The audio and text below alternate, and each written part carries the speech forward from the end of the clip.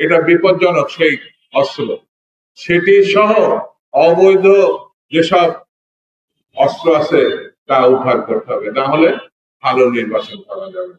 মানুষকে স্বস্তি দেওয়ার জন্য ভালো নির্বাচনের জন্য এটা যেমন প্রয়োজন, আগামী দিনে সুখী সমৃদ্ধশালী বাংলাদেশকে নিশ্চিত করতে হলেও এই দাবি সরকারকে বিবেচনা পূর্ণাঙ্গভাবে মানা উচিত।